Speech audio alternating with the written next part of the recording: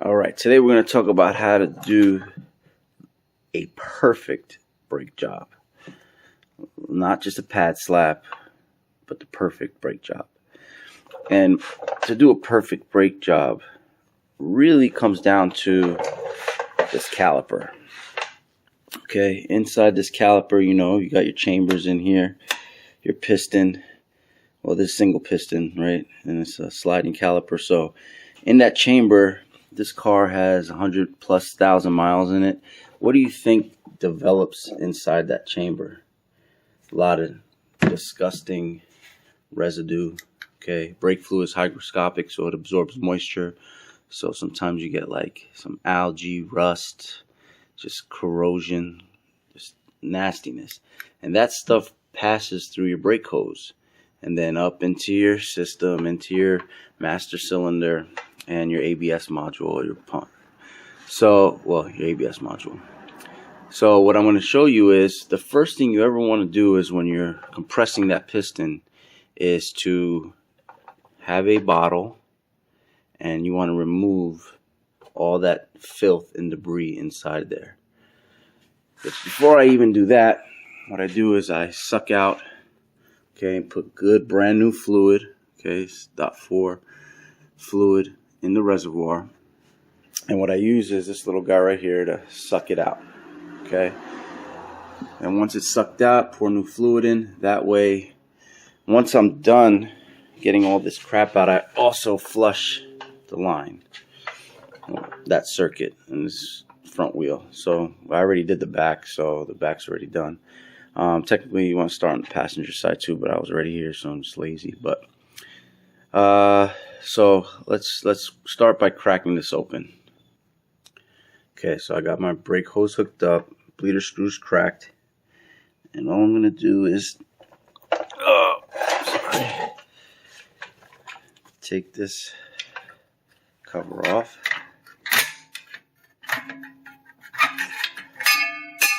Okay. And what I'm going to do is I'm replacing the rotor, so I don't care if I'm rubbing on them. But as I compress this piston, watch all the crap that comes out of there.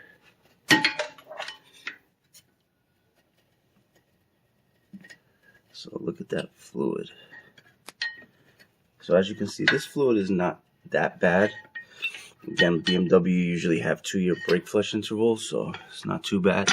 But as I compress that, as you can see, basically most mechanics, technicians, they'll leave this bleeder screw closed while they're compressing the piston, and all that gunk will return back into the brake line and up into the system, especially when they're pad slapping. So that's the one thing you want to remove is all this, because all that moisture tends to sit in that caliper right here in this pocket. Okay, so that's step one.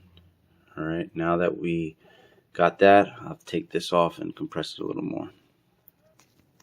Okay, now that I got the caliper off, you can see I still have it hooked up because I squeezed the last part of the piston in.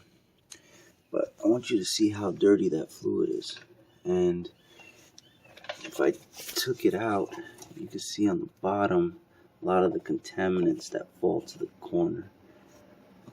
Alright, so that's why I like doing that as a first step. Now the next thing we'll talk about is cleaning the area where the slides of the pad will go. Okay, because this builds up some corrosion, rust, brake pad, brake dust material, and you want to clean this with a wire brush. That way that pad can move freely within there. Alright, now most of the time a caliper will come with new bushings, these rubber bushings here you pull out and you put in here, because BMW doesn't recommend putting any lube on this guide or the slide. So they'll come with new bushings. I'll show you that. So it usually look like this. Alright, that's your bushing. So basically you would just pull this old one out and then pull this new one in. Now if you look at the guides,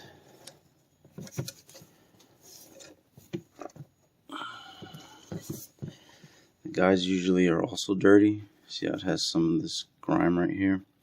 I just take a wire brush, clean it off, some brake clean, just so it's nice and shiny. It's able to move freely. Alright, so that's what I'm going to do next. I wish I had like a stand so I could record while I'm doing this, but I don't, so I'm just going to have to pause it for right now. Okay. Took my rotor off. Now another area that we got to worry about is the hub. See, where the hub meets the rotor, you have a lot of rust, a lot of metal that's kind of worn off from the rotor, and it's attached itself, embedded itself into the hub. So what this does is creates high and low spots. So you could imagine that this spot right here with all this corrosion is higher than this clear spot right here, right?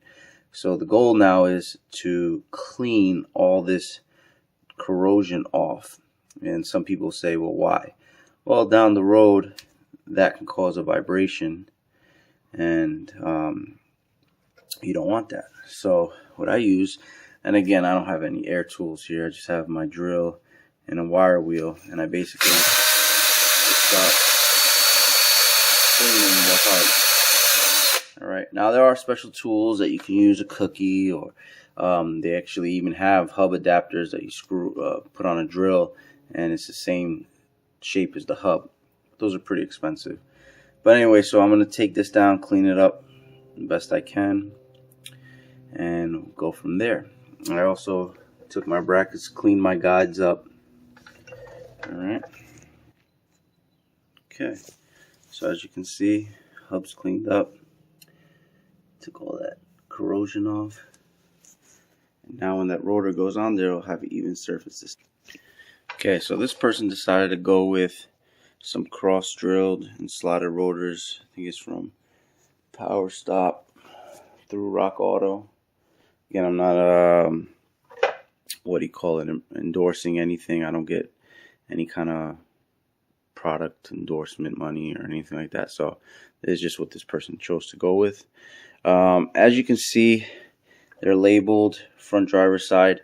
Now, if they weren't labeled, when you want to do a slotted and cross-drilled rotor, you want to make sure that the direction of the cut of either the cross drills or the slots are facing the direction of travel. So as the wheel is spinning forward, it's basically spinning this way to kind of offset and let those gases come out as the wheel's spinning. So if you put it the other way, what happens is as it starts to outgas, it's not really, the cooling effect is not really taking place the way it should. Because as the wind is traveling with the vehicle, right? So sometimes you have your air duct here to cool your brakes. As it's coming in, your car's going forward. So if these are backwards and it's throwing the air, it's basically kind of hitting itself. So as the air is coming in, as this is spinning this way, the air is coming in and out the back. So just a little tidbit there. Okay, so again, that's installing the rotor. Now, some people will put a little anti-seize in the corner here or in the back. I don't like to do it just because, again, depending on how much you put, it could affect the contact surface. So I just leave it as long as it's clean, nice, should be okay. Okay, so the rotor's on, and we'll go back to pad installations, talk about some pads. Power Stop. You get some directions on how to basically bed in the brake pad, or basically it's a procedure that you don't want to just go out there and start hammering on your brake pads. You want to kind of let them break in, and this is just telling you how to perform that break-in procedure. And what you're doing is you're basically brake pad material and rotor coming together as one, so that you got a clean mating surface. So that's the directions for this particular Power Stop. So let's look at what we got. So basically, these brake pads are a carbon fiber ceramic brake pad compound. I believe this is just a manufacturing date. Another thing about brake pads is most brake pads will tell you their coefficient of friction. So like if you buy like a race pad or just a normal pad, there's a coefficient of friction identification letter I'll try to find that on the pad as I open it. Alright, so most brake pads are an F coefficient of friction rating, which is I believe like 0.3, which is, you know, your normal brake pad. And if you go with a G, you go into like a middle class, which is a more high performance brake pad with a coefficient I believe of like 0.4 to 0.5. So this is a FG, so it's a pretty good brake pad.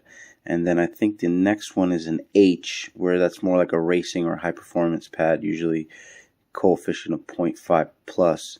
So just keep an eye out for that. That's what those letters there mean, FG. Alright. Alright, so sorry about that. So for brake lubricant, so I'm going to use this copper stout brake lubricant. Okay, now what you want to do is you want to put it on the contact points that are going to be making contact with metal. So right here. Now some of the newer brake pads, they'll have a coating here, like a rubber or a composite coating, so that you don't have to lubricate it. It looks like almost this style. So this would be where the piston rides.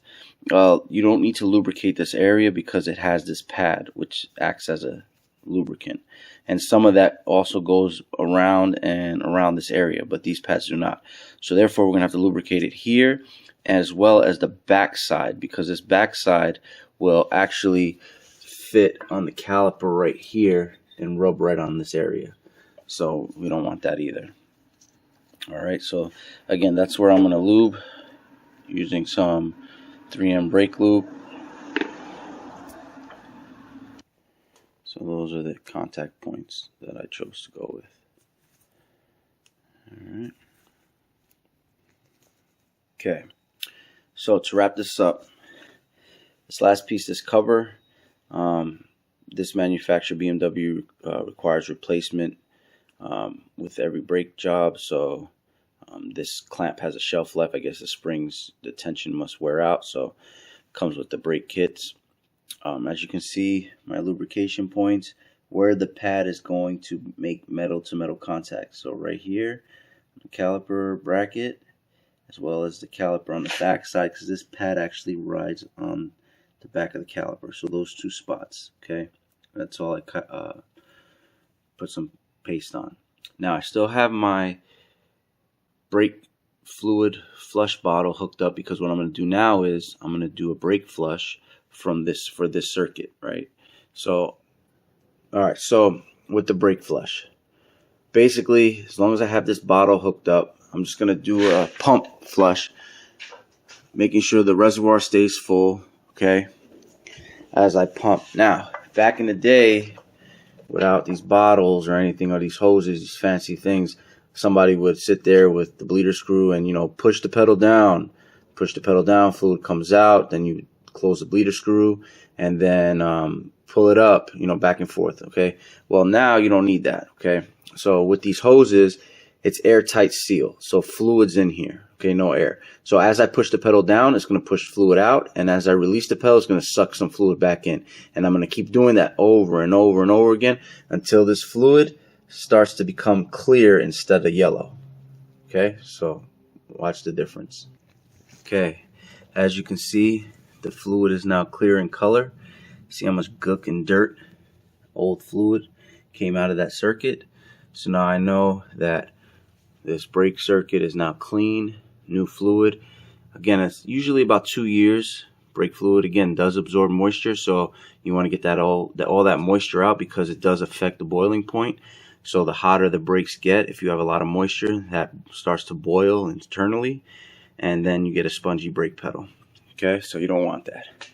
Alright, so every brake is different. Manufacturers call for different things, like replacement of parts, torque specs, replacement of hardware like nuts, bolts, things like that. So but ultimately the most important thing is getting all that nasty fluid out of your caliper so that your caliper has some life, lubricating the contact points properly, and cleaning your surfaces correctly.